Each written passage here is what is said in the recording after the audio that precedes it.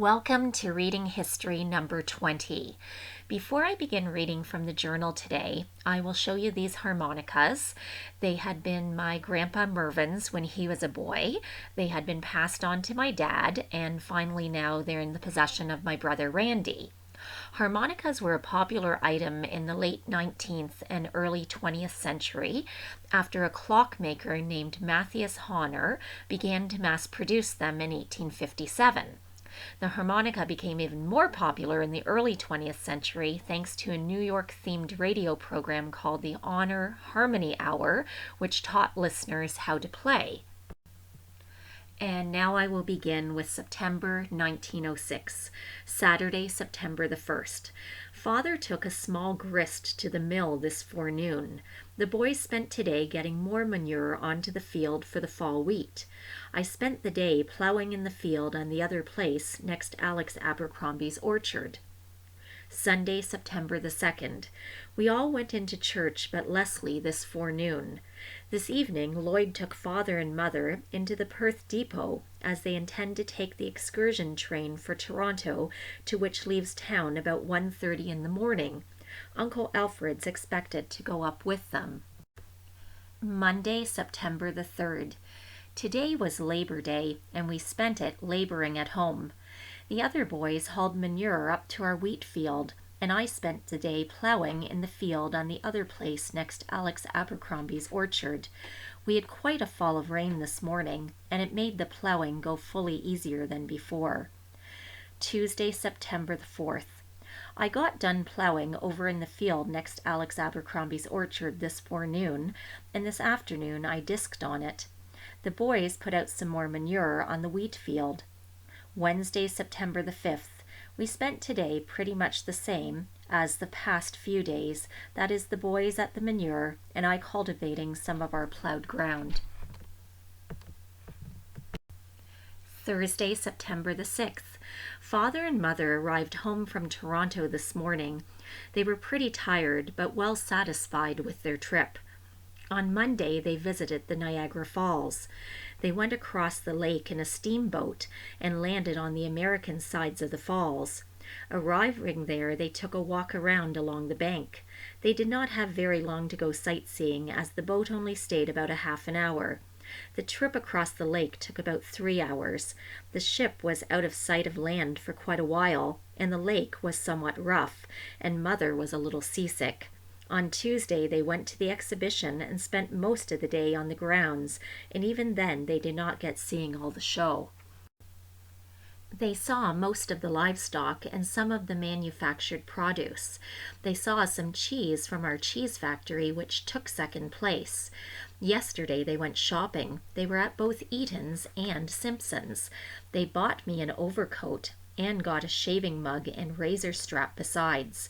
They got something for us all.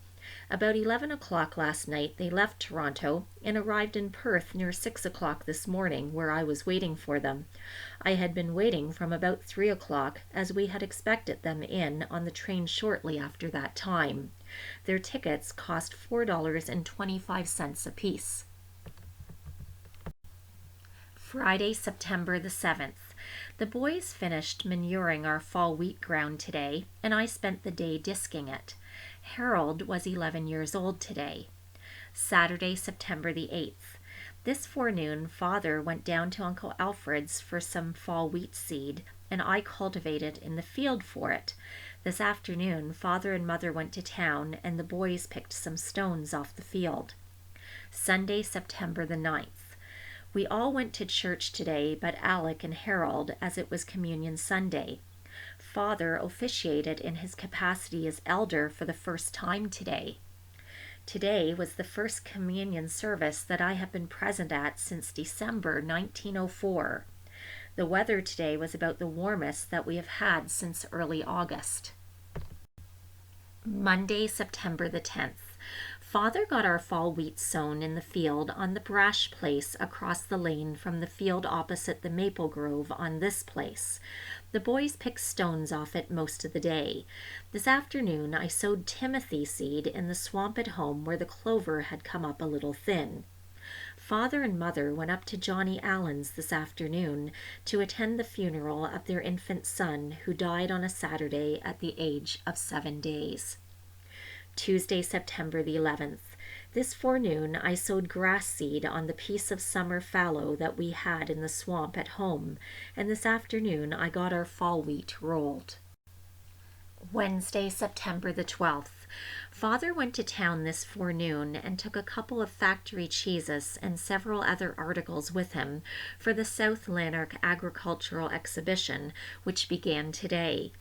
This afternoon, Father and the two oldest boys went over to Mr. Constant's to help fill their silo. This is Mr. Constant's first year for a silo. It is a stove one, and he just got it up about a fortnight ago. Thursday, September 13th. Mr. Constant's got their silo filled this forenoon, and this afternoon we got a few potatoes dug. Today was the second day of the fair, and there was to be a show this afternoon. Among the other attractions, there was to have been a balloon ascension, but it was pretty windy this afternoon, and I don't think that it took place. Friday morning, September 14th. Well, the show fair morning has arrived, and I think we are going to have a pretty good day for it. A little cooler than the past few days have been, but that will be all right. We intend to take some stock, among them 2 of our pigs, our colts, and some cattle. I only hope now that we get red tickets for most of them, although that's scarcely probable. Well, the show fair is over for another year. We have had a splendid day for it, not quite as warm as the past few days have been, so all the better for getting about. We had not bad luck as we succeeded in getting 11 first prize tickets and 4 second prize ones, which amounted to $32. There was also a special prize for a dairy herd, which the judge could not decide whether to give it to Uncle Alfred's or to us, and so I expect that we may get half, which would bring our prize money to $34.50. We got 3 firsts for our colts, a first and second for our pigs, but it was with our cattle that we made the most money. We got 2 firsts for our bull, a first for a calf, a first and second for 2 two-year-old heifers, a second for an aged cow, and a first for a dairy herd of 4 cows. We also got first prize for a bushel of spring wheat and second for maple syrup. A cake that Alice took in also got a first. The cheese that Father took in the other day got first from the society and second with a special. The Lanark Village Fair was today, and it hurt the Perth Fair some. The crowd at the grounds was not large at all. Some of the classes had pretty keen competition, while others had scarcely any. So that is where I will finish for today, and quite fitting, I should say, as next weekend is the Labor Day weekend, and it's a weekend that holds a lot of fond memories for me. It's the weekend of the Perth Fair, and despite the fact that school would always be starting right after it, it was a weekend that my brother and I looked so forward to. And despite my dad, he had stopped showing livestock, cattle, horses several years before my brother and I were born. It was the fairs, his love for fairs never ceased. So any fair possible we would go to. But for Perth Fair, it was the 4-day weekend. It was 5 minutes from home, and we would literally be there absolutely every day. And I just, to this day, just have the fondest memories from Perth Fair. So I hope it's a wonderful fair this year. Unfortunately, we're not going to be in Perth for that weekend, but I hope if anyone is there in Perth, grab some candy floss and hop on the tilt-a-whirl and enjoy yourselves. And that's where I will finish for today.